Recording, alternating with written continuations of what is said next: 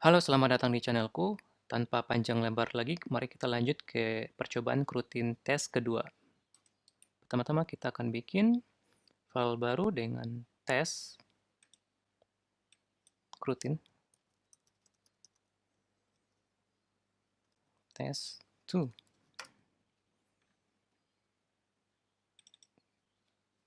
Nah, di sini kita perlu fungsi main seperti biasa. Oke, nah sebelum itu saya akan kilas balik membahas materi sebelumnya. Jika kalian semua belum sempat menonton video sebelumnya, akan kujelaskan sekilas, tapi aku sarankan jika kalian membutuhkan lebih detailnya, silahkan tonton video yang sebelumnya. Pertama-tama kita tahu bahwa suatu fungsi, anggaplah saya bikin suatu print line di sini, dan saya akan memanggil fungsi scope run blocking. Run blocking. Run blocking itu adalah suatu fungsi coroutine yang sifatnya memblok main thread-nya. Jadi ini akan mirip seperti thread sleep. Sebagai buktinya, kita akan coba memberikan delay di sini selama 1 detik. Kemudian kita print to di sini. Dan kita print lagi nih di sini. Print line buat tree-nya di sini. Kita eksekusi, kita coba lihat hasilnya terlebih dahulu.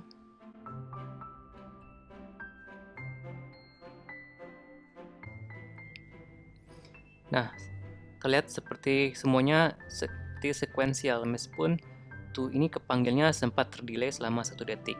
Dan kalau kita bandingkan dengan coroutine biasa, kalau kita membuat coroutine biasa di dalam scope ini, maka biasanya kan kita akan menemukan bahwa one kemudian dia langsung loncat ke tree, dan two-nya belakangan muncul karena dia berada di delay function di sini.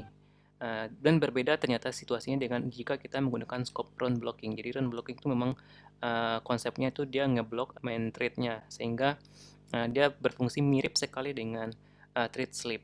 Oke, kemudian kita udah paham soal ini, dan kita lanjut ke berikutnya. Kita akan jadikan semua ini sebagai satu run blocking.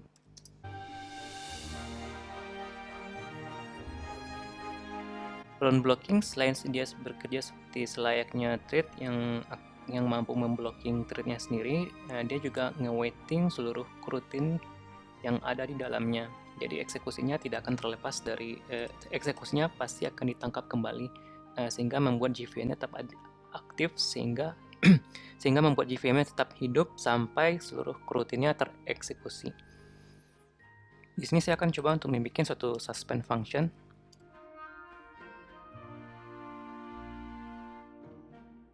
Dan suspend function ini ada delay-nya, kita anggap ya ini suatu proses yang lumayan panjang, memakan waktu selama 1 detik, dan saya ingin dia itu ada return-nya berupa suatu integer. Maka di sini kita kasih return, anggaplah integernya tuh angka 10.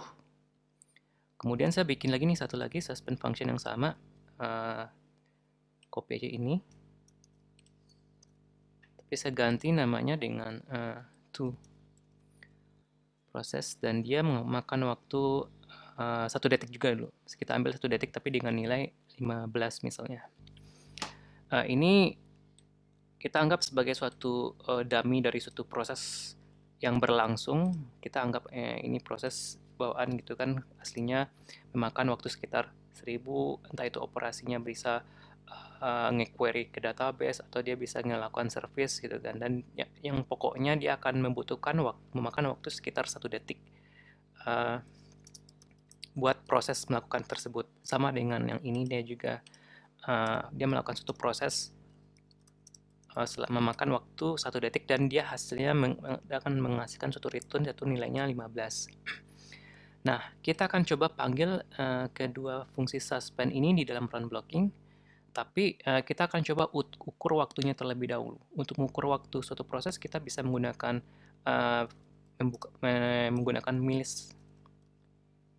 measure milis time ini, tapi tentunya kalian perlu mengukur waktu terlebih dahulu. Time yang dibutuhkan buat melakukan suatu proses. Kita akan coba panggil kedua proses tersebut.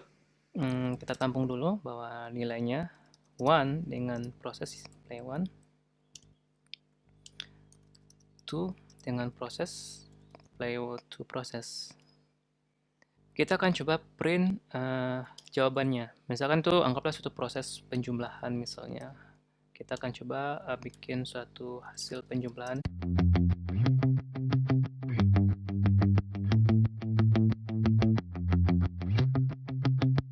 Dan kita akan coba lihat berapa lama yang dibutuhkan buat melakukan proses di atas.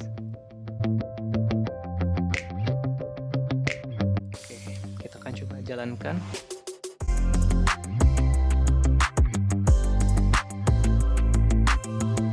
Oke, pertama hasil penjumlahannya adalah 25 karena benar ya, karena kita tahu bahwa 10 ditambah 15 ada 25. Dan ternyata proses ini dari sini sampai sini itu membutuhkan waktu 2 detik ini dalam milisecond ya. Ini dalam milisecond. 2 detik 23 milisecond atau artinya sekitar 2 detik lebih lah gitu kan. Dan dari sini kita bisa mengambil kesimpulan bahwa 2 detik ini pastinya diambil ya dari 1 detik pertama itu digunakan buat proses yang pertama ini karena dia membutuhkan suatu proses yang membutuhkan 1 detik, dan 1 detik berikutnya digunakan oleh proses kedua. Dia juga membutuhkan waktu 1 detik. 1 detik ditambah 1 detik menghasilkan 2 detik. Jadi oleh sebab itu 2 detik itu muncul dari sini dan sisanya baru buat proses yang lainnya gitu. Di sini terlihat bahwa ternyata prosesnya yang berjalan di dalam coroutine ini berjalan secara sekuensial alias berurutan. Nah, misalkan sebenarnya cara seperti ini bisa dioptimasikan lagi. Kita ganti cara seperti ini, misalkan kita anggap ini prosesnya terlalu panjang. Bagaimana kalau kita memiliki banyak proses? Anggaplah ada lagi fungsi tree misalnya di sini. Dan kita akan bikin satu lagi fungsinya itu memakan waktu juga. Dan waktunya jauh lebih panjang lagi misalnya. Dia bisa menghabiskan waktu selama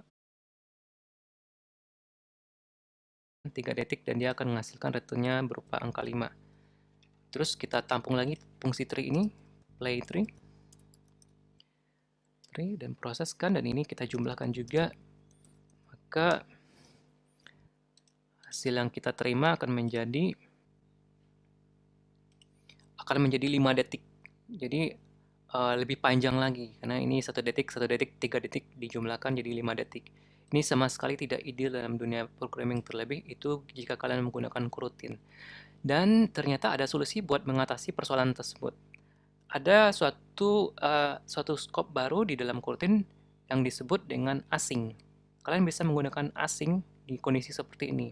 Async itu mirip seperti launch yang sebelumnya pernah kita pelajari.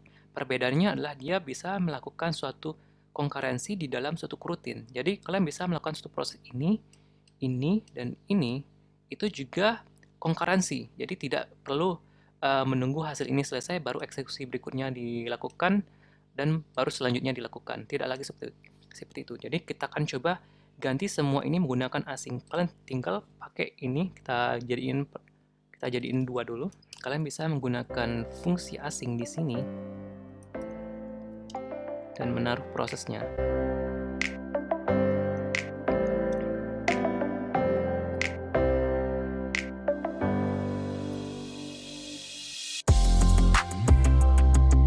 Nah, kita belajar sebelumnya soal launch. Launch itu adalah suatu coroutine yang akan menghasilkan suatu job. Berbeda dengan async. Async itu dia akan menghasilkan suatu deferred di sini kalau kalian perhatiin.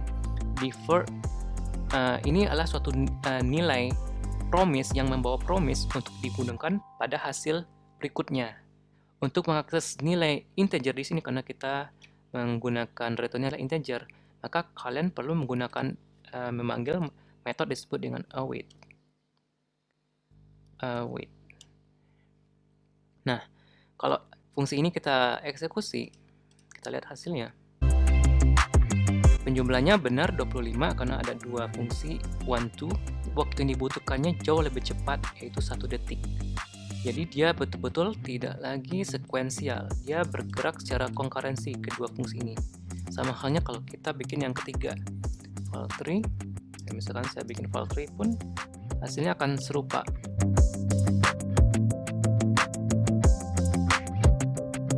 Dia membutuhkan waktu 3 detik karena kita tahu bahwa tree ini memakan proses selama waktu 3 detik. Pada saat kita memanggil fungsi ini, dia akan menunggu sampai yang paling waktunya lama itu selesai baru dilakukan penjumlahan. Oke, sekian materi terkait dengan async await yang ada di dalam coroutine. Jika kalian suka dengan video ini, silahkan like, dan jika kalian suka dengan channel ini, silahkan subscribe sehingga aku akan lebih produktif lagi membuat konten-konten bermanfaat lainnya.